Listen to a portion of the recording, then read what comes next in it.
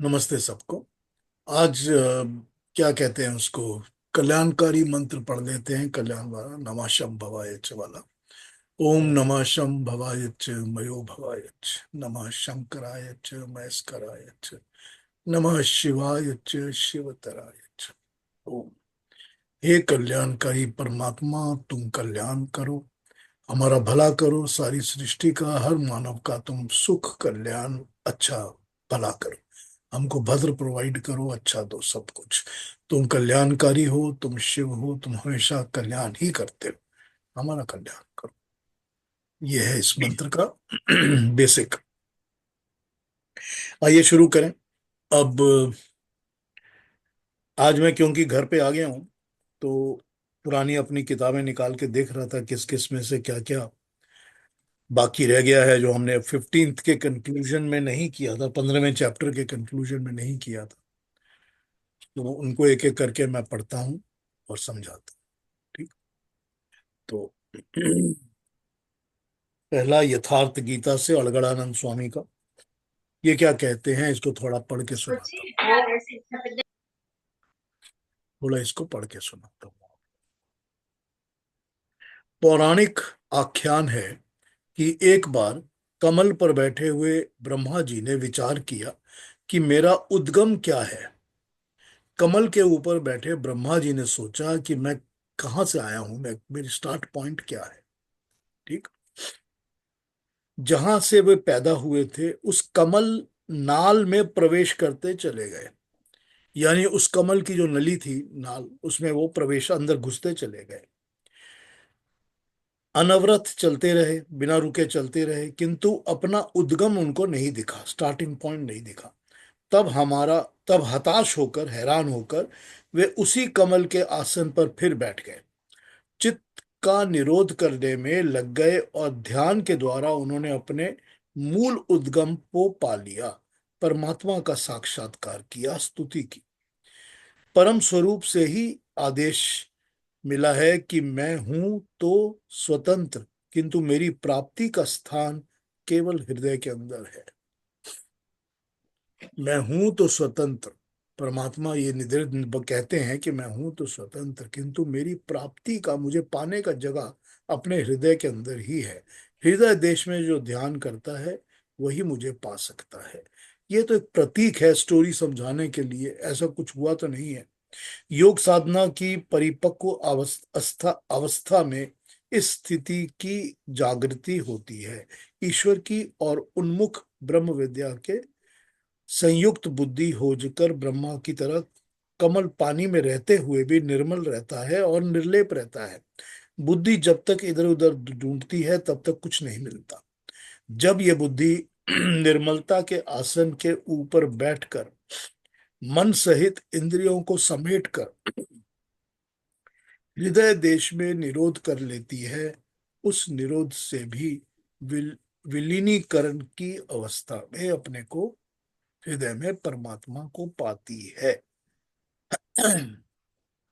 जब उसमें विलीन हो जाती है, पूरी तरह से लीन हो जाती है, तभी वो परमात्मा को पाती है। जब तक बुद्धि इधर उधर भटकती है उसको कुछ नहीं मिलता। उसको पाने के लिए अपने अंदर ही झांकना पड़ेगा। तो ये लिख रहे हैं यहां पर। फिर कहते हैं यही श्री भगवान श्री कृष्ण के अनुसार संसार वृक्ष है, जिसका मूल स्वतंत्र है और शाखाएं भी स्वतंत्र हैं और सब जगह फैली हुई है। कर्मों के अनुसार केवल मनुष्य योनि में बंधन तैयार करता है, बांधता है। अन्य योनि में तो इन्हीं कमी के अनुसार भोग ही भोगता है। अतः दृढ़ वैराग्य रूपी शस्त्र द्वारा इस संसार रूपी पीपल के वृक्ष को तू काट और उस परम पद को ढूंढ, जिसमें गए हुए महर्षि पुनर्जन्म को प्राप्त नहीं करते। कैसे जाना जाए कि संसार का वृक्ष कट गया? योगेश्वर कहते हैं कि जो मान और मोह से पूरी तरह से रहित हो जाता है, जिसने संग दोष जीत लिया, अटैचमेंट्स को जीत लिया, जिसकी कामनाएं निवृत्त हो गई और जो द्वंद से मुक्त हो गया, डुअलिटी से, डाउट से मुक्त हो गया, वह पुरुष उस परम तत्व को प्राप्त होता है। उस परम पद को न सूर्य, न चंद्रमा, न अग्नि ही प्रकाशित कर सकते हैं, क्योंकि वो स्वयं प्रकाशमान है। वो परम स्थान स्वयं प्रकाशमान है, जिसमें गए हुए पीछे लौटकर फिर नहीं आते। वही मेरी जगह है, वहां ही मुझे पाया जा सकता है। ये अधिकार होता तो सबको है, लेकिन सब इसको यूज नहीं कर पाते। शरीर का त्याग करते समय जीवात्मा मन और पांचों इंद्रियों के कार्यकलापों को लेकर नए शरीर को धारण करती है। संस्कार सात्विक होगा तो सात्विक स्तर पे पहुंच जाता है, राजसिक होगा तो मध्यम स्तर पर, और तामसी होगा तो अन्य जघन्य योनियों में पहुंच जाता है, तथा इंद्रियों के अधिष्ठाता मन के माध्यम से विषयों को देखता और भोगता है। यहाँ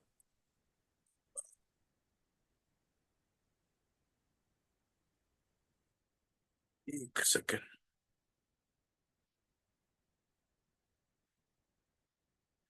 यहाँ प्रतिपा प्राप्ति वाले स्थान का चित्रण है। अतः उस अवस्था की विभूतियों का प्रवाह स्वाभाविक है।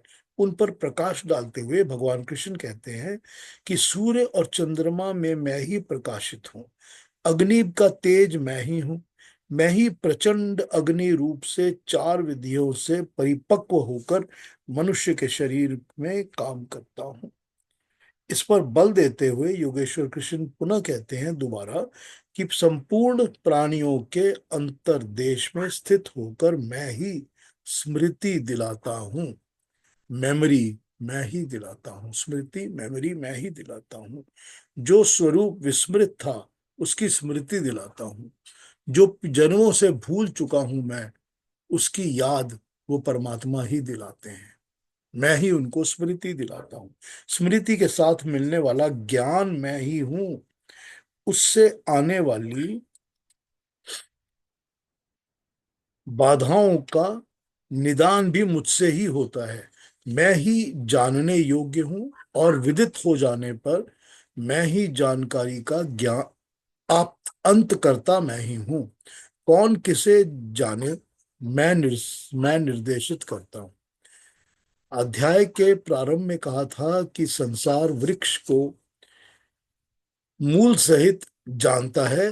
जो इस वृक्ष को जानता है वो वेदवित हो जाता है, किंतु उसको काटने वाला ही जानता है। यहाँ कहते हैं मैं भी वेदवित हूँ।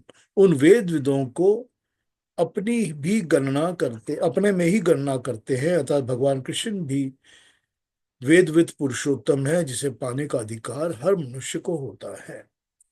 अब फिर वो अपनी बात जो है इस प्रकार उत्तम पुरुष की बात वो क्षर और अक्षर की बात करते हैं, जिसमें क्षर है और अक्षर है और फिर पुरुषोत्तम है। फिर वो कहते हैं कि ये परमात्मा को प्राप्त करना सब प्राप्त कर सकते हैं, लेकिन प्राप्त करने का जो भी उसको पाने का ज्ञान है, या जो भी उसको पाने के अंदर की इच्छा है, वो भी मैं ही देता हूँ। तो यहाँ पर इन्होंने इस तरह से इस अपनी बात को एक्सप्लेन किया है। बहुत इंटरेस्टिंग है। इंटरेस्टिंग इसीलिए है कि हमको ये तो पता है कि जो जन्म होता है मनुष्य का, वो जन्म उसके कर्मों से ही होता है। कर्मों पर निर्धारित होता है कि कहाँ जन्म मिलेगा, किस योनि में मिलेगा, कैसा जन्म मिलेगा। तो जब कर्म पर ही निर्धारित है तो फिर वो परमात्मा ही तो है जो ये देखता है कि इसको कहाँ जन्म देना है, और फिर वो पुट अंदर पैदा करना है हृदय के अंदर कि मुझे परमात्मा की तलाश है। अगर वो छोटा सा बीज, छोटा सा पौधा अंदर नहीं होगा, तो फिर वो कभी भी परमात्मा को पाने की लालसा रखेगा ही नहीं। और फिर जब उसको परमात्मा को पाना होता है तो ज्ञान भी मैं ही देता हूं, क्योंकि मैं ही तो ज्ञान हूं। तुमने मुझे ही तो जानना है ना। जब मुझे ही जानना है तो ज्ञान भी मैं ही हूँ, और ज्ञान भी मैं ही देता हूँ। तो देखिए कितनी डीप बात है ये, कितनी डीप समझने की बात है। हम लोग समझें तो ठीक है, नहीं समझें तो ऊपर से निकल जाएगी, कोई फर्क नहीं पड़ेगा। लेकिन इसको समझ के देखिए कि परमात्मा, मैं आपको कहता हूं कई बार कि अपने जन्म के ऊपर मेडिटेट करिए, अपने अपने जन्म के ऊपर, सॉरी, कि मैं, सॉरी, कि मैं कहाँ कैसे कैसे पैदा हुआ हूँ, मेरे अंदर क्या था जो मैं ऐसे इस जन्म में पैदा हुआ हूँ, क्या था मेरी आत्मा के अंदर, मेरी आत्मा का स्वरूप क्या है, उसके संस्कार क्या है, मैं क्या करता हूँ सारा दिन, किसमें लगा रहता हूँ, मेरे अंदर कितना मैं है, मैं हर समय मैं करता हूँ, या मेरे अंदर कितना अभिमान है, या मेरे अंदर कितनी लालसा, इच्छा, भूख, तड़प। अपने को जरा परखिए। और फिर मुझे इस माँ बाप के पास क्यों जन्म मिला, मुझे इस किस्म का वातावरण, इस किस्म का एटमॉस्फेयर क्यों मिला, मुझे क्यों ये सब करना पड़ा। एक बार इसके ऊपर स्टडी करके देखिए, ये सारे के सारे राज खुलने शुरू हो जाएंगे इस तरह से कि लगेगा वाह, क्या सिनेमा की तरह सब आंखों के सामने छा गया। इतना अच्छा लगेगा, तो पता चलेगा कि मेरे कर्म, और अपने को सुधारने का मौका मिलेगा। फिर पता चलेगा कि मुझे क्या चीज अवॉइड करनी है, मेरे अंदर क्या बुराइयां हैं जो मुझे नहीं करनी। क्या मैं जब भी बैठता हूँ लोगों के बीच में, मैं अपनी ही बातें करना शुरू कर देता हूँ कि मैं कितना ग्रेट हूँ, मैंने ये किया, मैंने वो किया। या मैं ये सोचता रहता हूँ कि किस तरह से ये जो सामने बैठा है इससे और भी थोड़े पैसे कमा सकूं। सोचते हैं ना लोग। या मैं ये सोचता हूँ कि इसकी तो बीवी बड़ी खूबसूरत है, क्या बात है, ये भी सोचते हैं। पता नहीं, अलग अलग अलग अलग अलग अलग चरित्र जो होता है ना, चरित्र भी परमात्मा देते हैं। कैरेक्टर, अच्छा कैरेक्टर भी परमात्मा देते हैं। अभी मेरे पास रेफरेंस नहीं है, लेकिन रामायण में एक भाग में आता है, जब भगवान राम सीता को ढूंढ रहे हैं और वो रावण उनको उठा के ले गए हैं, और वो अ, अपने गहनों को फेंकती हुई जाती है ताकि इनको ट्रेल मिल जाए और मुझे पकड़ सके ये आके।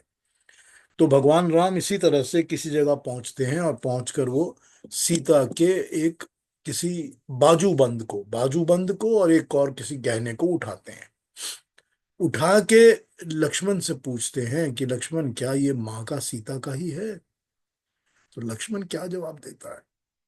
लक्ष्मण कहता है कि ये 13 साल से, जब से मैं वन में हूं, वनवास में हूं, मैंने तो सीता माँ के सिर्फ पैर ही देखे हैं। मैं आपको बता सकता हूं कि उन्होंने पैर में बिछुआ कैसा पहना हुआ था। इसके अलावा बाकी गहनों का मुझे नहीं पता, मैंने कभी उनके ऊपर शक्ल की तरफ देखा ही नहीं। मैं सिर्फ उनके पैर देखता हूँ। आप देखिए, ये रामायण में चर्चा है इस बात की, श्लोक है इसका, पूरा प्रॉपर वर्णन है इसका वाल्मीकि रामायण में। लेकिन इसमें दिखाई पड़ता है हमको कि चरित्र क्या होता है, कैरेक्टर क्या होता है। कि 13 साल से तुम साथ हो और तुम कहते हो कि मैंने तो सिर्फ उनके पैर ही देखे हैं, मैंने तो ऊपर कभी देखा ही नहीं। देखिए कितना बड़ा इंद्रिय निग्रह है, अपने आप को कंट्रोल करना, अपनी इंद्रियों को कंट्रोल करना, और फिर चरित्र का अंदर से पालन करना। तो ये भी कहना, जो परमात्मा ही ये शक्ति हमको देता है, उसने ही ये संस्कारों में हमको दिया हुआ है, उसने ही हमको ये दिया हुआ है कि तुम्हारा चरित्र ऐसा हो सकता है। कर्म तो हम करते हैं खुद, हम खुद कर्म करते हैं, लेकिन दिया हुआ तो परमात्मा ने है ना, क्योंकि पुराने कर्म फल से ही तो हमको जन्म मिल रहा है ना। तो जब जन्म मिल रहा है तो वो देता है, वो दयालु है, न्यायकारी भी है और दयालु भी है, तो वो तो देता ही है। तो ये परमात्मा ही है जो सब कुछ देता है, मनुष्य के अंदर इंस्पिरेशन भी वही देता है। और हम जो इतनी प्रार्थनाएं करते हैं ना, हमको मन की शक्ति देना, हम इतनी प्रार्थनाएं जो करते हैं ना, सारी की सारी, वेदों के अंदर भी, इधर भी उधर भी, मंत्रों में, हम तो यही प्रार्थना करते हैं कि हे परमात्मा, तुम्हारी धियो यो न प्रचोदयात्, कि तुम्हारी इंस्पिरेशन हमको मिलती रहे। यही तो प्रार्थना करते हैं ना। क्यों करते हैं हम ये प्रार्थना? क्योंकि हमको पता है कि उसके सिवाय कहीं और से इंस्पिरेशन नहीं मिलेगी, हमको कुछ नहीं मिलेगा और कहीं और से। तो ये हमारी यहाँ पर मैंने आपको ये बताया, जो इन्होंने जिस तरह से इसको ट्रांसलेट किया है वो बताया है। तो मैं अब आपको एक सेकंड पार्ट, सेकंड वाली पढ़ के बता देता हूँ, जो मैं लेके नहीं गया था साथ, उसको भी पढ़ लेता हूँ।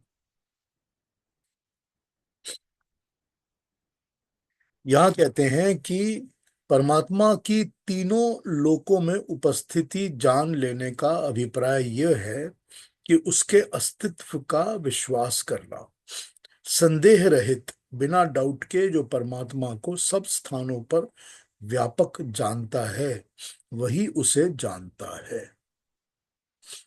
जो ये नहीं समझ पाता कि सब स्थानों में परमात्मा ही है, तो वो परमात्मा को जानेगा कैसे? जो ये समझेगा कि उस मंदिर में परमात्मा है, बाकी कहीं नहीं है, तो वो परमात्मा को जानेगा कैसे? किसी स्थान में परमात्मा को फिक्स कर देने से काम नहीं चलेगा ना, बिकॉज परमात्मा तो सर्वव्यापक है, हर जगह है। ऐसा व्यक्ति परमात्मा का भक्त अर्थात उसका भजन करने वाला हो जाता है। इसका फल उसके अपने कर्मों में श्रेष्ठता उत्पन्न करता है। इससे वो श्रेष्ठ फल का भोक्ता बन जाता है। इससे क्या होता है कि वो परमात्मा को क्योंकि सर्वव्यापक समझता है, तो वो परमात्मा के गुणों को क्योंकि उसको सब जगह मानता है, अब उसके कर्म अपने आप ही शुद्ध होते जाते हैं। वो गलत कर्म करता ही नहीं है, कर ही नहीं सकता, क्योंकि उसको पता है कि हर वक्त हर समय परमात्मा मेरे साथ है, मुझे देख रहा है। तो जब वो अपने कर्म सुधार लेता है तो उसको कर्म फल अच्छे ही मिलते हैं। परमात्मा के भजन का यही अर्थ होता है। यही होता है परमात्मा का भजन करना। बाकी सब तो दिखावा ही दिखावा है। उस इस अध्याय में आत्मा, परमात्मा, प्रकृति का प्राणी में स्थान बताया गया है। गीता के 13वें अध्याय में भी इसी विषय में कहा था, परंतु वहां एक विशेष बात बताई है। यहाँ पर एक विशेष बात बताई है कि प्राणी के शरीर में गतियां परमात्मा की शक्ति से ही होती हैं। परमात्मा, प्राणी के शरीर के अंदर गति, प्राण का चलना, रक्त का प्रवाह होना, शक्ति का आना, अग्नि का होना, खाने का हजम होना, सारी की सारी गतियां जो प्राणी के शरीर में होती हैं, वो परमात्मा की ही क्या चीज इन्होंने वर्ड यूज किया है, परमात्मा की शक्ति से ही होती है। तो सब कुछ परमात्मा की ही शक्ति है जिससे ये सब गतियां हमारे अंदर होती हैं। अब यहां पर हो गया ना, जब ये सारी गतियों की तरफ आप 1 मिनट ध्यान दे लेंगे और ये देखेंगे कि मेरे अंदर तो हार्ट बीट चल रही है, मेरे अंदर खून भी चल रहा है, मेरे अंदर तो सारा खाना जो मैं खाता हूँ वो हजम भी होता है, मुझ में इतनी चीजें, वेन्स के अंदर ब्लड फ्लो कर रहा है, मसल्स के अंदर ताकत चल रही है, इतना कुछ चल रहा है मेरे शरीर के अंदर, वही तो है ना परमात्मा। उसी को सब जगह जाना, तो यहाँ भी तो जानना है ना। तो जो इस तरह जान जाता है, वो ये समझ जाता है कि परमात्मा का भजन क्या होता है। वरना तो उस भजन का कोई फायदा ही नहीं है, जो कि सिर्फ गा के बोला जाए और समझा ना जाए। ये भी बताया है कि मनुष्य के मन में ज्ञान संचय और बुद्धि का कार्य भी परमात्मा की शक्ति ही करती है। मनुष्य के अंदर ज्ञान का संचय करना, collection and establishment of knowledge, of ज्ञान, और फिर बुद्धि, बुद्धि का कार्य परमात्मा की शक्ति से ही होता है। अक्ल का काम भी परमात्मा की शक्ति से ही होता है। यह शक्ति परमात्मा की ओर से जीवात्मा की को प्राप्त होती है। ये सबको समान रूप में नहीं मिलती। जीवात्मा के पूर्व जन्म के कर्म फलों के अनुसार ही शरीर, इंद्रियां, मन, बुद्धि की शक्ति मिलती है। पूर्व जन्म के जो कर्म फल है उसी के हिसाब से हमको मिलता है। ज्ञान भी, शक्ति भी और बाकी सब चीजें उसी के हिसाब से मिलती हैं। क्योंकि जो पूर्व जन्म के संस्कार होते हैं वही हमको ये दिलाते हैं, शरीर भी, इंद्रियां भी, मन और बुद्धि और शक्ति, सब कुछ। मनुष्य वर्तमान जीवन में उस प्राप्त शक्ति में कुछ तो वृद्धि कर सकता है, परंतु पूर्व से प्राप्त हुई शक्ति अर्थात इंद्रियां, मन और बुद्धि के आश्रय ही वह उन्नति होती है। थोड़ा सा इम्प्रूवमेंट तो कर लेता है। जिस मनुष्य को इच्छा होती है कि मैं इसको इम्प्रूव कर लूं, मैं थोड़ा अच्छा बना लूं, वो थोड़ा सा तो इम्प्रूव कर लेता है। लेकिन इसका बेसिस जो होता है वो होता तो वही है। वही होता है जो उसको मिला हुआ है पूर्व जन्म से। जो प्राप्त है वही उसका सॉलिड सॉलिड लेवल बन जाता है, जिसके ऊपर वो काम कर सकता है। तो एक एक ग्राउंड भी मिलना चाहिए ना, उस ग्राउंड के ऊपर ही तो वो काम करेगा, सारा मेहनत करेगा। ये ग्राउंडिंग जो है उसकी, वो पूर्व जन्म के कर्मों के हिसाब से ही होती है। परमात्मा की शक्ति मनुष्य के शरीर में कार्य करती है, परंतु वह शक्ति परमात्मा की इच्छा अनुसार प्रयुक्त होती है। इस कारण जो शक्ति जीवात्मा की इच्छा अनुसार प्रयुक्त होती है, इस कारण उन प्रयोगों का अच्छा बुरा फल जीवात्मा को ही मिलता है। परमात्मा ने शक्ति भी दी है, बुद्धि भी दी है, ज्ञान भी दिया है, लेकिन जीवात्मा कर्म करने में स्वतंत्र है। तो क्योंकि जीवात्मा स्वतंत्र है, वो वही कर्म करेगा जो उसने करने हैं। उसकी अपनी इच्छा और मर्जी जो होती है वो वही करता है। इसीलिए कर्म का फल जीवात्मा को ही मिलता है। परमात्मा ने जो शक्ति दी है, बुद्धि दी है, मन दिया है, परमात्मा को इस कर्म का फल नहीं मिलता। कर्म का फल जीवात्मा को मिलता है, क्योंकि कर्म करने में जीवात्मा स्वतंत्र है। ठीक।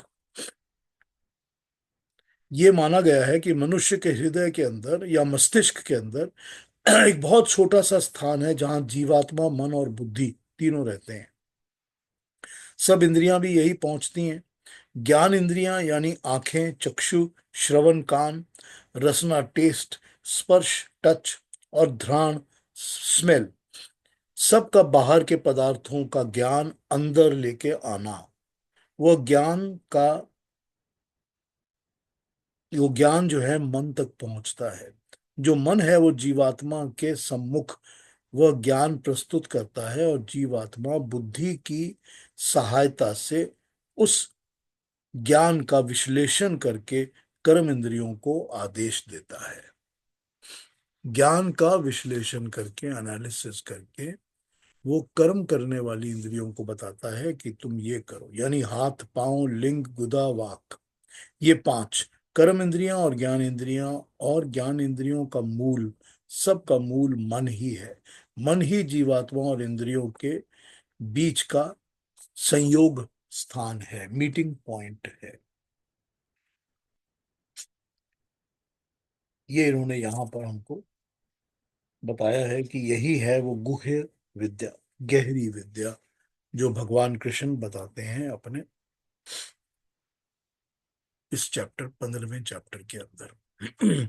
अब मैं अपने दूसरे वाले पे आ जाता हूँ, स्टडी पे, जो हमने पिछली बार छोड़ दी थी। वो है हमारा अरविंदो घोष के विचार 15th चैप्टर के ऊपर। लेकिन अभी तक जो बात की है, अगर उसमें कुछ पूछना हो तो पूछ लीजिए, क्योंकि ये अरविंदो घोष के सब्जेक्ट थोड़ा सा अलग हो जाएगा। तो अगर इसमें कुछ पूछना है आपने, या कुछ दोबारा समझना है, या कोई चीज ठीक नहीं लगी हो, तो मुझसे पूछ लीजिए।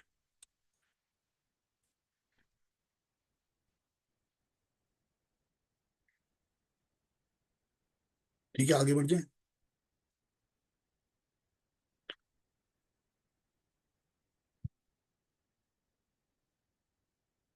इस अध्याय में श्री अरविंदो घोष के विचार। तीन पुरुष। श्री अरविंदो का कहना है कि तीन पुरुषों का वर्णन है यहाँ पर। पहले दो हैं क्षर और अक्षर, और तीसरा है पुरुषोत्तम यानी परमात्मा। इन तीनों के विषय में गीता का विचार क्या है। क्षर पुरुष। श्री अरविंदो वेदांतियों की तरह इस जगत की माया नहीं मानते। उनका कहना है कि गीता भी जगत को माया नहीं मानती। गीता ने जगत को ये प्रकृति यानी मेरी प्रकृति कहा है। मैं प्रकृति अर्थात मेरा ही सब कुछ, मेरा ही व्यक्त हुआ रूप है। गीता का कहना है कि जब हम इस माया को पार कर जाते हैं, तब ये जगत लुप्त नहीं होता, गायब नहीं हो जाता, बल्कि इसके अर्थ का संपूर्ण हार्द बदल जाता है, यानी कि इसका मीनिंग और इसका पूरा का पूरा स्वरूप बदल जाता है। आध्यात्मिक दृष्टि से हम जो कुछ पता चलता है हमको, वो ये नहीं है कि इस जगत में कोई वास्तविक अस्तित्व नहीं है। इस सब का अस्तित्व तो है ही, परंतु इसके वर्तमान भ्रांत अर्थ से अलग है। इसका एक दूसरा भी आशय है। ये आशय क्या है? ये आशय ये है कि सब कुछ तो दिखता है, सब कुछ मिथ्या नहीं, अब परंतु ये सब प्रकृति है जो दिखती है, भगवान की ही बनाई हुई है। गीता के लिए ये जगत वास्तविक है।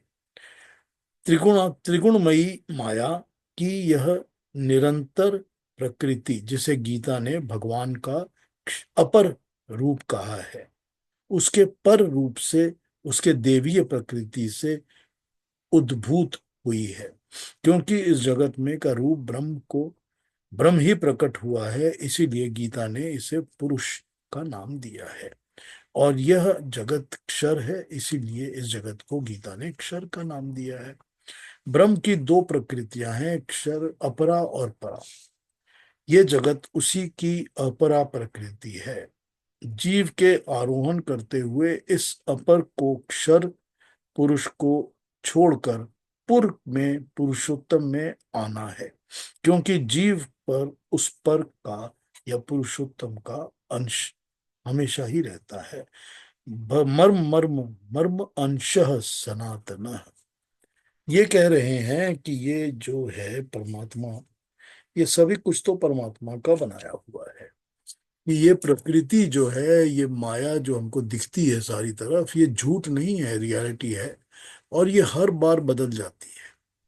तो हम जब दोबारा जन्म लेके आते हैं तो ये बिल्कुल बदल चुकी होती है। हमको अपने नए माँ बाप मिल जाते हैं, नई परिस्थितियां मिलती हैं, सब कुछ बदला हुआ होता है। इसके अलावा ये रियलिटी है, क्योंकि ये भी तो परमात्मा की बनाई हुई है। अब यहाँ पर और अपर को उन्होंने यूज किया है। अपर मतलब जो दूर होता नहीं है, जो पास होता है, जो बिल्कुल नजदीक है। पर का मतलब जो दूर है, जो दूर है वो पर। तो परा विद्या मतलब दूर की विद्या, और अपरा विद्या मतलब नजदीक की, पास की विद्या। अब ये कहते हैं कि यहाँ पर हमको समझना पड़ेगा कि जो मनुष्य है वो होता तो परमात्मा का ही अंश है, लेकिन वो प्रकृति के अपरा प्रकृति के अंदर फंस जाता है। वो भी परमात्मा का ही स्वरूप है, लेकिन उसको ऊपर उठना है पुर को पाने के लिए या पुरुषोत्तम को पाने के लिए। तो जब मनुष्य ऊपर की ओर उठता है, तब उसको परा विद्या, परा ज्ञान होता है, तब वो परमात्मा को पाता है, और तब उससे ये क्षर प्रकृति छूट जाती है। ये इनका, अरविंदो का यहाँ पर कहना है। आगे भी बहुत कुछ है, पढ़ देते हैं। अक्षर पुरुष। गीता ने जिन दो पुरुषों का वर्णन किया है, उनमें से पहला पुरुष क्षर प्रकृति है और दूसरा पुरुष अक्षर जीव है। यह जीव क्या है? श्री अरविंद का कहना है कि जैसे गीता जगत को वेदांतियों की तरह मिथ्या नहीं मानती, पुरुष मानती है, गीता ने जगत को क्षर पुरुष का नाम दिया है। वैसे गीता बीच में जीवो ब्रह्मैव ना परः, जीव ब्रह्म ही है, ऐसा नहीं मानती। गीता जीव को ब्रह्म का अंश मानती है। श्री अरविंद का कहना है कि मेरा एक अंश ही जीवों के जगत में जीव बनता है। ये बहुत जरूरी है, ये समझना पड़ेगा। इस श्लोक में जीव को ब्रह्म का अंश कहा है।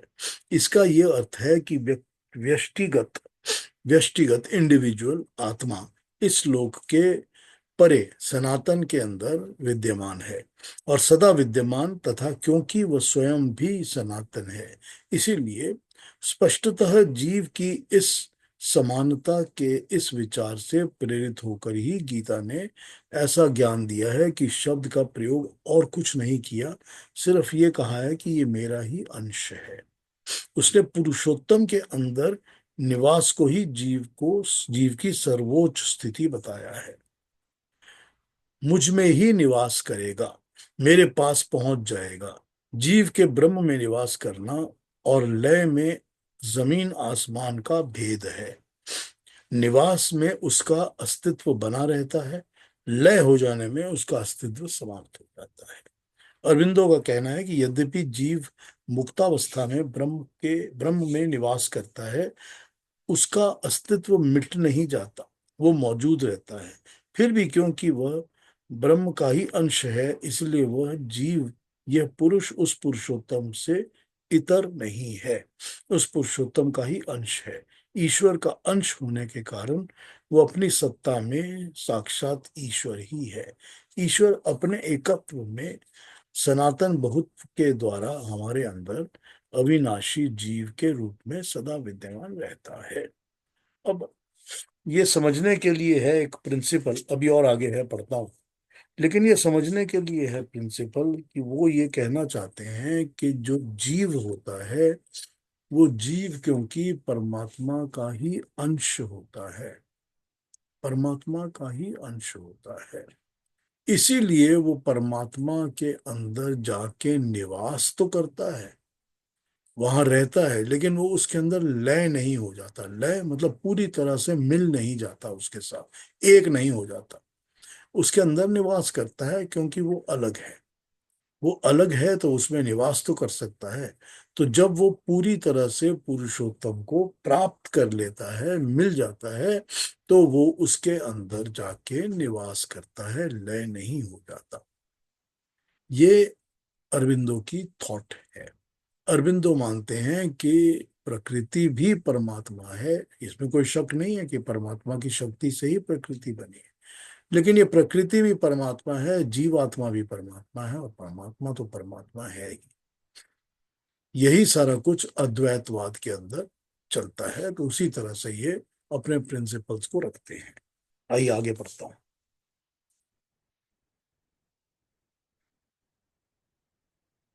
बहुत कंफ्यूजिंग लग रहा है? अगर बहुत कंफ्यूजिंग लग रहा है और लग रहा है कि मुश्किल है, तो मुझे दोबारा पूछ लीजिए, मैं फिर समझा दूंगा।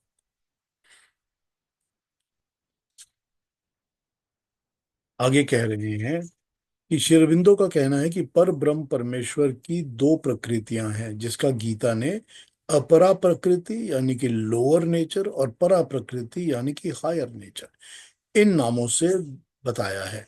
अपरा अपरा प्रकृति यह व्यक्त जगत है, परा प्रकृति उसका निम्न अव्यक्त, यानी कि निम्न नहीं, ऊंचा, ऊंचा अव्यक्त सतचित आनंद रूप है। जीव इस परा प्रकृति का अंश है। यह परा प्रकृति ही पुरुषोत्तम है, परमेश्वर है। जीव की मुक्ति का क्या अर्थ होता है? जीव को मुक्ति का अर्थ होता है कि इस अपरा प्रकृति लोअर नेचर से अपने को छुड़ाकर जिस परा प्रकृति हायर नेचर का वह अंश है, उसकी तरफ अपने आप को ले जाना, उसकी तरफ ऊपर चढ़ना। दैवीय प्रकृति में आरोहण करने के लिए सर्वप्रथम अपने आप को सत्व रजस और तमस इन तीनों गुणों वाली प्रकृति से ऊपर उठकर पूर्ण आध्यात्मिक समता में प्रति प्रतिष्ठित करना पड़ता है। जब गीता गुणों को हम इस जब तीन गुणों को जब हम इस तरह पार कर लेते हैं, तभी हमको वो साम्य अवस्था मिलती है।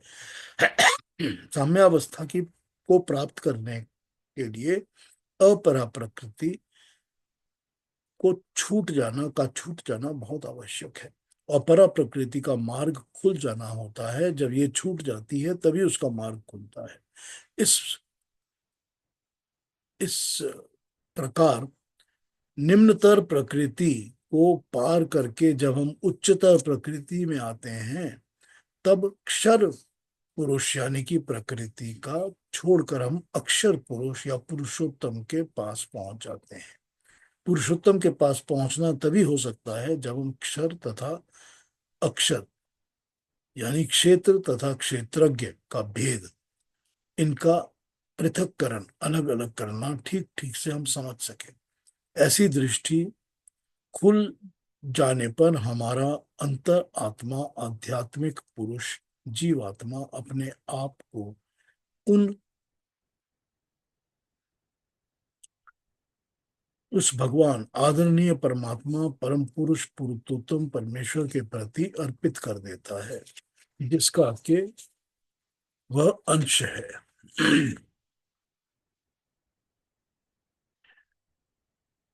इसी को ब्रह्म स्थिति कहा है, इसी को ब्रह्म भूया कहा है, यानी कि भक्ति इसी का नाम है, यही भजमी है, भज करना है। ब्रह्म का समग्र रूप साम्यावस्था, यानी कि सांख्यवादी प्रवृत्ति और पुरुष, ये दो तत्व ऐसे होते हैं। प्रकृति को दे जड़ तथा पुरुष को चेतन बताते हैं। पुरुष अर्थात जीव को ये अनेक अनेक किस्म का जीव मानते हैं। वेदांती एक ब्रह्म का ही सत्य मानते हैं। जीव को ब्रह्म ही मानते हैं और प्रकृति को मिथ्या मानते हैं। श्री अरविंदो के कथन अनुसार गीता ब्रह्म के ही दो रूप मानती है, अपर अक्षर तथा अक्षर। ब्रह्म का पर रूप अव्यक्त, अनादि, निर्लिप्त, निर्विकार है। उसी का अपर का व्यक्त करके प्रकृति, जड़, अलग जगत कहा गया है। ये व्यक्त कब मिथ्या नहीं, कभी भी मिथ्या नहीं है, ये यथार्थ है, ये सामने है, हमको दिखता है। ब्रह्म का अपर रूप, जिसकी निम्न प्रकृति लोअर नेचर है, उसका पर रूप, उसकी अपर प्रकृति हायर नेचर है। जीव ब्रह्म का ही अंश है। जीव को मुक्ति का अर्थ ब्रह्म को निम्न प्रकृति से उसको ऊपर उठकर एक बन जाना है, उसे छोड़कर उच्च प्रकृति से अपने आप को एक करना है। गीता कहती है कि यह जड़ प्रकृति को ब्रह्म का निम्न रूप तथा उसकी तुरीय रूप को उसका उच्चतर रूप मान लिया जाना चाहिए। जीव को ब्रह्म का अंश समझ लेना है, यही समग्र ब्रह्म को जानता है। इसी को गीता ने कृष्ण विदः कहा है, कि इसको परो अव्यक्त कहा है। इसी समग्र रूप का 15वें अध्याय में हमको वर्णन मिलता है।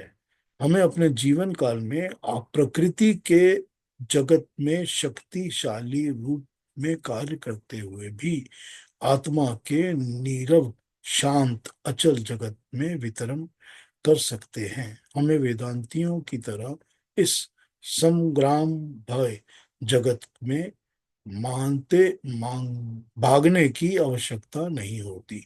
ठीक ऐसे जैसे भगवान सृष्टि से उच्चतर हैं, फिर भी वो नित्य और निरंतर हैं, उसी तरह से कर्म में रत रहते हुए भी इससे लिप्त नहीं रहते।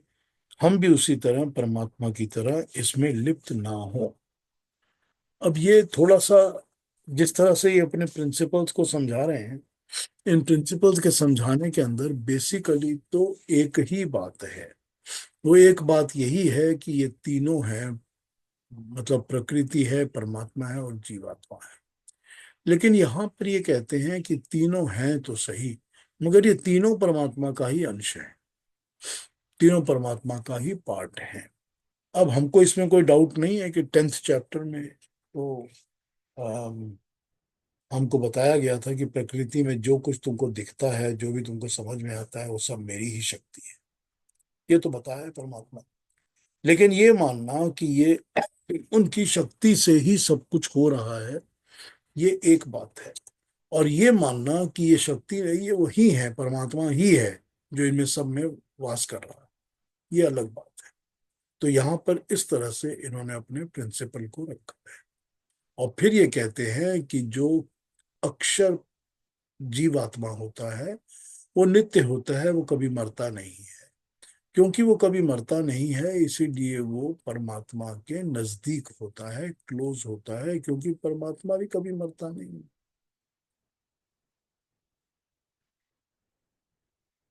लेकिन जीवात्मा जो है वो परमात्मा का ही अंश है, टुकड़ा है, पार्ट है। तो अगर वो परमात्मा का ही पार्ट है, तो वो परमात्मा से अलग होकर क्षर प्रकृति में उलझ जाता है, यानी कि लोअर नेचर में फंसा रहता है। जब उससे उठकर अपर नेचर की तरफ जाता है तब वो परमात्मा को प्राप्त करता है। ये अरविंदो के विचार हैं जो यहाँ पर बताना चाहते हैं कि वो अंश तो परमात्मा का ही है, जीवात्मा भी परमात्मा का ही अंश है, परमात्मा का ही पार्ट है। लेकिन उसको ऊपर उठने के लिए इस प्रकृति से अपने आप को छुड़ाना पड़ता है, इसको छोड़ना पड़ता है, तभी वो ऊपर उठ सकता है, तभी वो परमात्मा के साथ मिलन कर सकता है। अब आगे और भी हैं अरविंदो के विचार, मैं आगे पढ़ लेता हूँ। आप लोगों ने अभी तक कुछ पूछना हो तो पूछ सकते हैं। इस प्रिंसिपल्स ऑफ थ्योरी के ऊपर अगर बहुत कंफ्यूजिंग नहीं लगा है तो, अगर ऐसा ना लगे कि बहुत ज्यादा कंफ्यूज हो गए, तो पूछ लीजिए, कुछ भी पूछ लो। जी कहते जो। हाँ पीयूष जी, कुछ एक थोड़ी स्पष्ट रूप से समझना है। एक तो आपने बताया कि जीव तो परमात्मा का ही अंश होता है, वो परमात्मा के अंदर निवास करता है, परंतु उनसे लय नहीं होता। एक तो ये बात हो गई। और दूसरी जी बात आपने साथ साथ ये भी बताया कि जीव अपरा प्रकृति का अंश है। तो एक परमात्मा का अंश है और एक अपरा प्रकृति का अंश है। तो ये दोनों में क्या अंतर है, इस पर थोड़ा बता सकते हैं? नहीं, जीव अंश तो परमात्मा का है, लेकिन अपरा प्रकृति के साथ वो जुड़ा रहता है। वो उसको ही अपना, अपने आप को उसी का अंश समझता है। ठीक है। वो ये समझता है कि मैं इस प्रकृति का, अपरा प्रकृति का ही अंश हूं। क्योंकि परमात्मा तो उसको दिखता नहीं है, समझ नहीं आता है, तो परमात्मा को का अंश अपने आप को मानता नहीं है। प्रकृति का अंश हूं ये वो मानता है।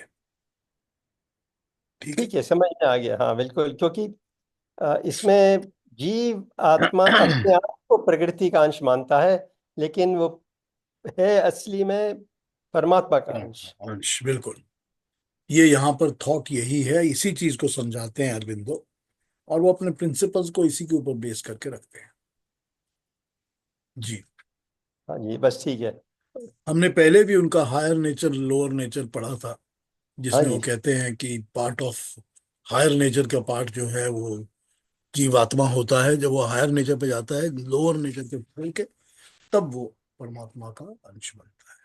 ये हमने पहले भी पढ़ा था। हाँ बिल्कुल।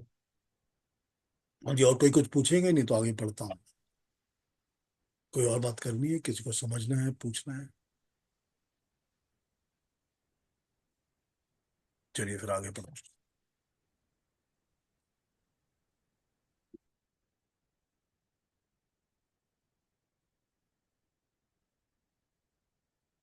श्री अरविंदो का कहना है कि गीता में समन्वयात्मक दृष्टि से विचार किया गया है। कर्म भक्ति ज्ञान का गीता में समन्वय तो है ही, सांख्य और वेदांत के सिद्धांतों की दृष्टि से भी समन्वय है। सांख्य प्रकृति और पुरुष को अलग अलग मानता है। गीता में द्विदिमौ पुरुषौ लोके कहा है। इस संसार में दो सत्ताएं हैं, एक क्षर और एक अक्षर।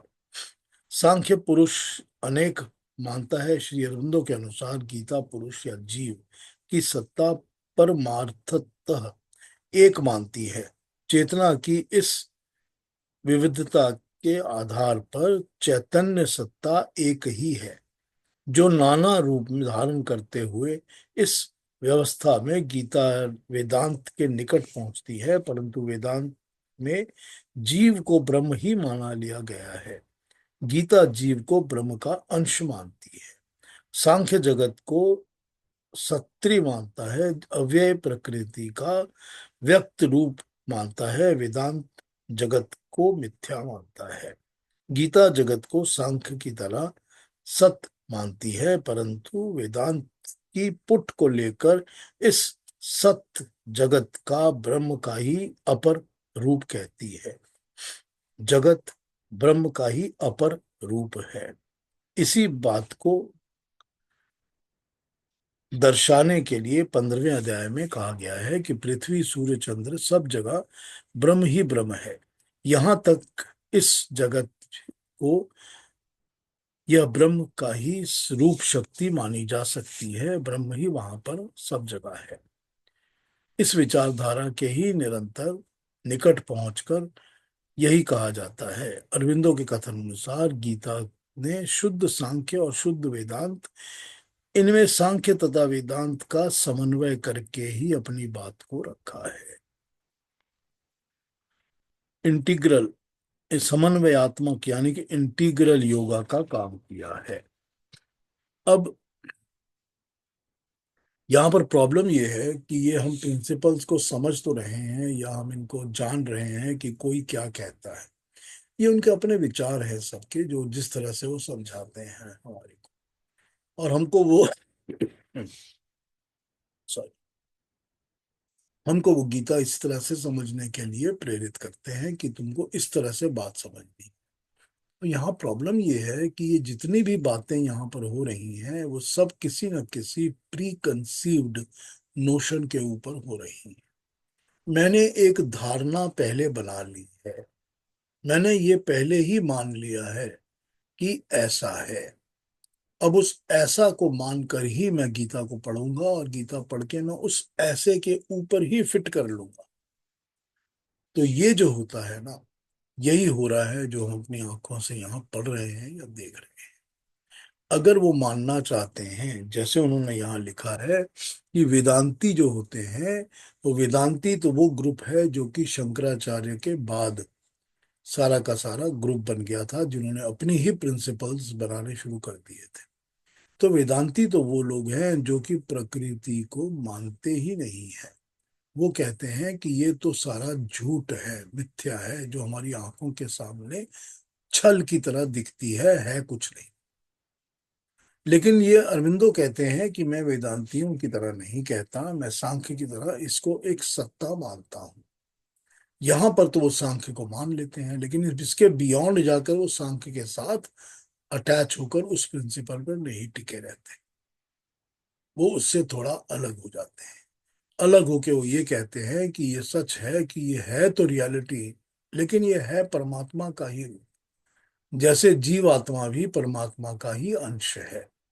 एक ही एक ही अंश से इतनी करोड़ों जीवात्माएं जन्म लेती हैं, जो कि अपनी अपनी जगह जाती हैं।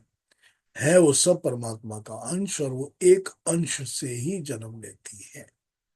तो यहाँ पर प्रॉब्लम ये है कि हमने अगर वेदों के थॉट को पकड़ना है कि वेद कहता है कि जीव आत्मा एक इंडिपेंडेंट एंटिटी है, उस पे परमात्मा का कंट्रोल नहीं है। परमात्मा उसको कर्मों के हिसाब से जन्म तो दे सकता है, लेकिन कर्म करने में वो जीवात्मा हमेशा ही इंडिपेंडेंट या स्वतंत्र रहता है। तो जब ये पता चल गया हमारे को, तो फिर ये प्रिंसिपल्स के अंदर ये एक पार्ट कहाँ से आ जाता है कि हम जीवात्मा जो है वो उस परमात्मा का ही अंश है, और वो परमात्मा ही अपने अंश में से डिवाइड करके इतनी मिलियंस ऑफ आत्माओं को जन्म देता है। ये थॉट जो है ना, ये थॉट आपको अलग अलग जगहों में भी मिलेगा, दूसरे रिलीजन्स में भी मिलेगा। इस तरह की बातें कई जगह होती हैं। लेकिन इसमें प्रॉब्लम है कि जब आप इस चीज को मानते हो तो फिर गीता के ज्ञान को पूरी तरह से समझना थोड़ा मुश्किल हो जाता है। क्योंकि गीता तो पहले भी कई बार कह चुकी है कि तीन सत्ताएं परमानेंट हैं। ये बता ही चुकी है कि सत असत क्या है, अक्षर अक्षर और पुरुषोत्तम क्या है, कि एक क्षर है, एक अक्षर है, और एक पुरुषोत्तम है। वो तो तीनों को मानती है। वो तो कहती नहीं कि वो अक्षर ही पुरुषोत्तम का पार्ट है, ये तो कहती नहीं वो। तो यहां पर हमको अपनी धारणा जो बनानी पड़ेगी ना, इस थॉट को लेके ही समझना पड़ेगा। We will have to understand. और मैं ये बातें अवॉइड भी कर सकता हूँ, मैं कर सकता हूँ अवॉइड, कि आपके सामने इतनी वैरायटीज अलग अलग थॉट्स की ना रखो। लेकिन मैं रखता इसीलिए हूँ कि आप लोग जब अपनी जिंदगी में और जगह जाके गीता की बातें सुनेंगे या गीता पर डिस्कशन करेंगे या कोई और लोग प्रवचन करेंगे, तो आपको ये समझ में आ जाएगा कि जो भी वो बोल रहे हैं या समझा रहे हैं उनका थॉट प्रोसेस कहाँ से निकल कर आया है, ये आपको पता चल जाएगा। फिर विवेचना करना, एनालिसिस करना, ये आपका अपना काम है। आप एनालाइज करेंगे, समझेंगे, लेंगे नहीं लेंगे, ये आपकी मर्जी है। छोटा सा टुकड़ा बचा है, वो भी पढ़ देता हूँ। गीता के 15th अध्याय में जीव के विषय में गीता ने कहा है ममई वंशा। इसका श्री अरविंदो ने अर्थ किया है कि वो हमने ऊपर बताया है आपको कि मेरा ही अंश है। इसका अद्वैत परक तथा द्वैत परक दोनों प्रकार का अर्थ भी किया जाता है। अद्वैती इसका ये अर्थ करते हैं कि जीव उसी परमात्मा का, परम ब्रह्म का अंश है। तत्वत जीव ब्रह्म ही है। द्वैतवादी इसका अर्थ नहीं करते। उनका कहना है कि यहाँ पर अंश का मतलब भाग या हिस्सा नहीं है। पर ब्रह्म का हिस्सा या भाग हो ही नहीं सकता। जो सर्वव्यापक है उसका हिस्सा तो तभी हो सकता है जब वो सर्वव्यापक ना हो। अगर सर्वव्यापक का टुकड़ा हो गया तो वह सर्वव्यापक कहाँ रहा। इसीलिए जीव पर ब्रह्म का अंश नहीं है। इसका अर्थ क्या हुआ? ईश्वर द्वैतवादियों की सम्मति में यहाँ ममई अंश का अर्थ है कि जीव पूर्ण रूप से नहीं किंतु आंशिक रूप से ब्रह्म का समान गुणों वाला अपना ही एक एंटिटी है। इसका अर्थ ये हुआ कि प्रकृति सत है, जीव सत चित है, और परमात्मा या ब्रह्म ब्रह्म जो है वो सत चित आनंद है। ब्रह्म के दो गुण होते हैं, सत्य और चित्त, वो जीव में है। आनंद ब्रह्म का ही गुण है। उसी को वेद उपनिषद गीता ने आनंद स्वरूप कहा है परमात्मा को। न्याय दर्शन के अनुसार इच्छा, द्वेष, प्रयत्न, सुख, दुख, ज्ञान, ये आत्मा के लिंग होते हैं। आत्मा इनको करती है। ये आत्मा के अंश होते हैं, गुण होते हैं। इच्छा, द्वेष, प्रयत्न, सुख, दुख, ज्ञान। ज्ञान उपनिषद के अनुसार ये ब्रह्म के लिंग हैं, गुण हैं। इस दृष्टि से इन बातों को तो भी जीव तथा ब्रह्म दोनों एक समान है। वे दोनों बातें सत चित इन दोनों के अंदर आ जाती है। जीव तथा ब्रह्म में मुख्य ये भेद ये है कि जीव के मुख से सुख के साथ दुख बना रहता है। ब्रह्म के सुख के साथ दुख नहीं रहता, आनंद ही आनंद रहता है। इसी बात को सम्मुख रखकर गीता ने जीव को ब्रह्म का अंश बताया है। जीव अंश रूप में ब्रह्म है, समग्र रूप में सुख वाला। मुझ में मन लगाकर, मेरा भक्त होकर, मुझे नमस्कार करके आदि विषयों में वो मुझ जैसा बन सकता है। ये इसमें एक्सप्लेनेशंस हैं। अब ये जो द्वैतवाद और अद्वैतवाद है, ये जिन वादों को भी आप समझेंगे और जिन वादों में भी आप वो आपको सिर्फ कंफ्यूज ही करेंगे। ये समझना कि जो जीव है वो है तो परमात्मा का ही अंश, क्योंकि उसके अंदर वही सब कुछ है। इच्छा, द्वेष, सुख, दुख, ये बिल्कुल गलत बात है, क्योंकि परमात्मा के गुणों में ये बातें नहीं हैं। परमात्मा के अंदर कोई द्वेष, कोई राग नहीं होता, सुख दुख नहीं होता। ये जीवात्मा के अंदर होता है। तो यहाँ पहली बात तो ये है कि जब हम इस चीज को समझेंगे कि जो जीवात्मा के गुण हैं, उसके गुण हैं इच्छा, द्वेष, प्रयत्न, ये सब जीवात्मा के गुण हैं। परमात्मा को प्रयत्न करना नहीं पड़ता। परमात्मा के अंदर इच्छा या द्वेष नहीं होता, राग नहीं होता, उसके अंदर सुख दुख नहीं होता। और ज्ञान, ये जीवात्मा का गुण है। परमात्मा तो ज्ञान ही ज्ञान है, उसके अंदर इस गुण की जरूरत क्या है? तो यहां पर अगर हम इस तरह से एनालिसिस को समझेंगे तो हम कंफ्यूजन में पड़ जाएंगे। और मैं ये चाहता हूं, जब मैं अपना इस सेशन को किया करता हूं, तो मैं ये चाहता हूं कि हम कंफ्यूजन को क्लियर कर कर एकदम स्ट्रेट सिंपल तरीके से गीता के ज्ञान को समझें। मैं बिल्कुल यही चाहता हूं और कुछ नहीं। तो इसीलिए मैंने आपसे पहले ही बताया था कि आपको जब गीता समझनी है या गीता के प्रिंसिपल्स को समझना है, तो आपको समझना पड़ेगा कि तीन सत्ताएं हमेशा होती हैं जो नित्य हैं। हम तीनों को ब्रह्म कहते हैं, चाहे वो परमात्मा है, चाहे जीवात्मा है, और चाहे वो मूल प्रकृति है। तीनों नित्य हैं, तीनों कभी मरती नहीं, कभी पैदा नहीं होती। तो जब तीनों इंडिपेंडेंट हैं, तो फिर ये कैसे कहा जाए कि ये सारी जीव आत्माएं परमात्मा का अंश है, वही उनको टुकड़ा करके डिवाइड करके पैदा करता रहता है। That's a very difficult concept to digest. बहुत डिफिकल्ट है ये।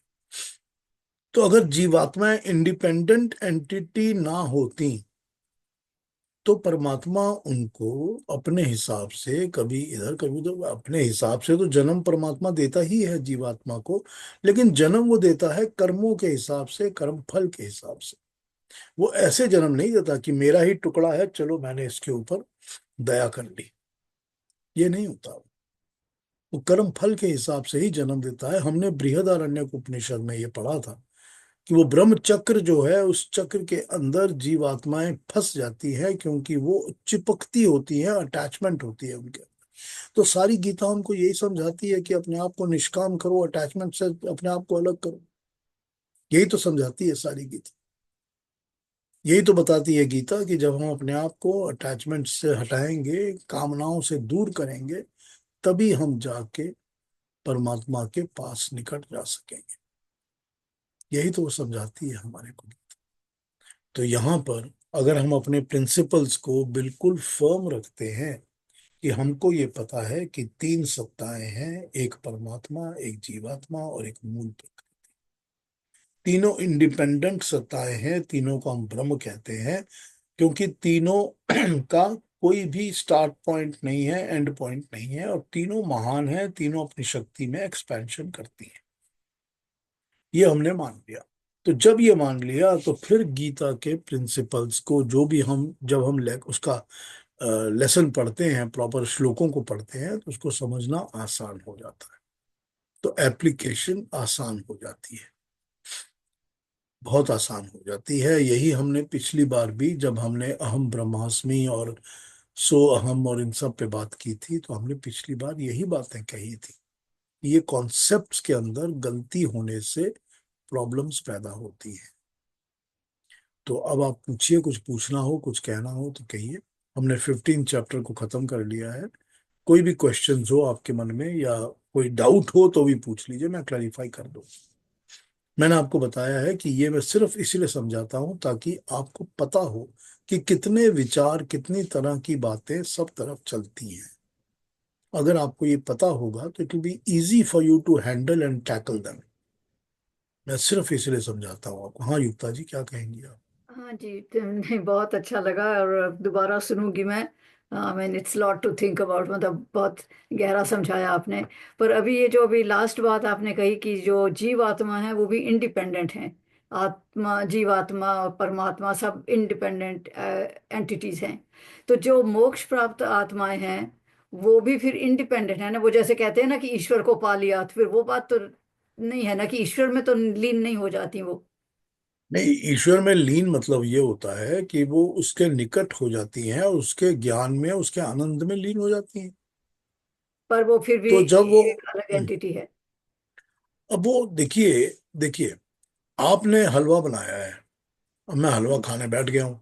मैं उस हलवे के स्वाद में लीन हो गया हूँ, एकदम मगन हो गया, इतना अच्छा लगा मेरे हम्म। को। तो थोड़ी देर के लिए तो मैं उस हलवे के साथ एकदम लीन हो गया, एक हो गया ना। हाँ जी, हाँ जी। लेकिन उसके बाद वो तो मुझे को पता है कि वो अलग एंटिटी है और मैं एक अलग एंटिटी हूँ। पर फिर उस तो वक्त भी वो जैसे सतचित आनंद, तो वो आनंद में भी आनंद भी आ गया फिर उसमें, जो परमात्मा के गुण हैं।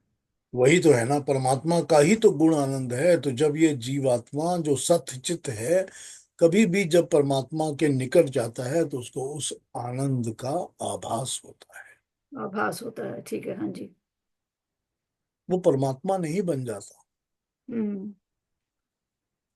ठीक जी, है, थैंक यू। कोई बात। और भी कुछ कंफ्यूजन हो तो पूछ लीजिएगा। हाँ जी, anybody else, any other questions if it has not been too confusing? Namaste, Piyush ji. नमस्ते सीता जी, Namaste, बताइए। everyone. The same concept of Jivatma or Paramatma, they coexist in our body, and then they are independent entities. ये तो सब जानते हैं कि जीवात्मा and Paramatma coexist. To say that they are two different entities with two completely different characters, and then they are independent and parallelly run our life is a little difficult of a concept to accept, right? Matlab, when I say तो accept, it's not agree, but it comes as a surprise how नहीं, they function well together. नहीं It's Sita not जी, देखिए सीता जी, देखिए, we all know that the atma inside our body is a separate entity. We all know this. आत्मा हम सब के शरीर में होती है और वो एक सेपरेट एंटिटी है, बिकॉज जब आत्मा छोड़ देगी तो शरीर डेड हो जाएगा। तो हमको ये पता है कि वो आत्मा तो एक सेपरेट एंटिटी है। तो जब हम आत्मा को सेपरेट एंटिटी अपने शरीर के अंदर मानते हैं, जिसको हम देखते नहीं हैं, फील नहीं करते, पता नहीं होता इसके बारे में, तो फिर हमारे उस आत्मा के साथ परमात्मा जो सर्वव्यापक है, उसकी एंटिटी को मानने में प्रॉब्लम क्या है? It is only. it's not a problem. It's kind of difficult to to uh, to analyze and think they work independently in the same body. It's a kind of surprising process that you cannot imagine two separate entities working in unison together. And when you say the Jivatma leaves the body, what happens to the Paramatma is a big question परमात्मा, again. no, Paramatma will And leave the body. Paramatma will leave the body when the prana has gone. Because Paramatma brings the prana along with him and he brings the pranvayu. So when the okay, pranvayu goes, Paramatma has also gone. Also understand one thing, if there is no Paramatma inside, then how come he knows every thought, everything we think is known to him. Every karma we know, he knows it. Every karma we do, we know, he knows it. We don't even express, but we have a deep desire of something and we get it. How do we get it? Even though we have not spoken to it anybody or told anybody or anything like that. That is because somebody inside is knowing everything that is going on in my mind, in my heart. That is how he knows my karma. That is why he will give me the karma phal. Because he knows the karma. Mansik karma, mental karma. He will know every one of them. So this is thought, it might be difficult to understand or to yes. analyze, but this has to be like this. It has to be Mm. like I'm not, PhD, I'm not trying to question the concept or its credibility. All I'm saying is the process को समझने में बहुत time लगता है. At least for me, it takes time for me to see how they function in unison. Two people don't agree with each other. We cannot spend time in the same room for 10 minutes. So I mean, that's how I would look at it. Sorry if I'm sounding very crude. that. So if two people don't agree with each other, even for 10 minutes, life becomes difficult to endure. So where the one says, matlab, it's like mind and heart working together. So the heart says, do this. The mind says, don't do this, because it is logical. The heart says, I want it because I like it. It doesn't think logically. So when they have to work in unison, there's a lot of process that goes into bringing them together. There There's a is, lot there of is, human no, effort. no, no, understand. Jivatma is karta.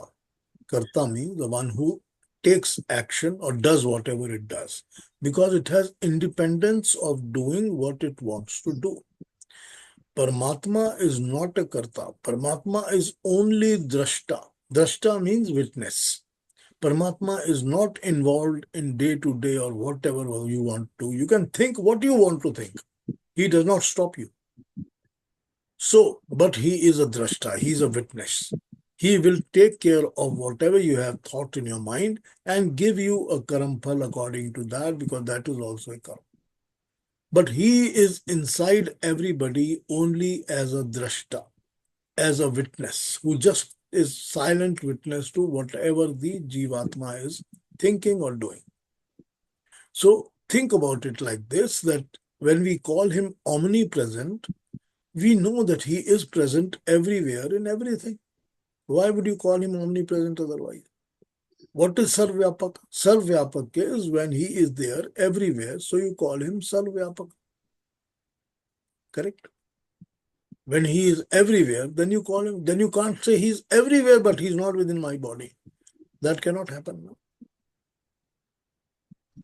Ji. Okay? It's kind of, I mean, it's kind of amazing how they work intertwined together. Like I said, it takes a long time to understand the intricacies of how it functions together. Bringing it back every time is probably, I mean, time consuming, I would say. Because he does not function. He does not do any work. He is only a witness. He is not going to do any work, or he is not going to do any function. Function is done by Jivatma. So that is a difference that we need to understand. Thank you. Thank you. Makes sense, yes. हाँ जी, और कोई कुछ कहेंगे, कुछ पूछेंगे? मुझे एक चीज पूछनी थी आपसे, जी रेणु जी। थोड़ा सा अगर आप एक्सप्लेन कर सके सत, चित और आनंद। ये मैंने बहुत जगह सुना है, तो मुझे लेकिन इसका कुछ ढंग से समझ नहीं पड़ी कि होता क्या है। मतलब सच्चित आनंद ईश्वर को कहते हैं, इतना मुझे पता है, पर वो एग्जैक्टली सत, चित और आनंद मतलब एग्जैक्टली है क्या, ये नहीं पता। आज बताऊं या कल की क्लास में स्टार्ट करूं? कल बता दीजिए। तो कल आज इससे लेट हो गया। कल इससे ही स्टार्ट करेंगे, ठीक है? सच्चित आनंद ठीक से ही शुरू करेंगे, जी। ठीक है ना? इससे ही करेंगे। तो हाँ कल जी ज्वाइन करिएगा जी। And we'll meet together। And आज के लिए थैंक यू एवरीबॉडी, और अपना अपना ध्यान थैंक यू रखिए। फिर कल मिलते हैं और कल इस पर बात करता हूँ, ठीक है? जी, धन्यवाद।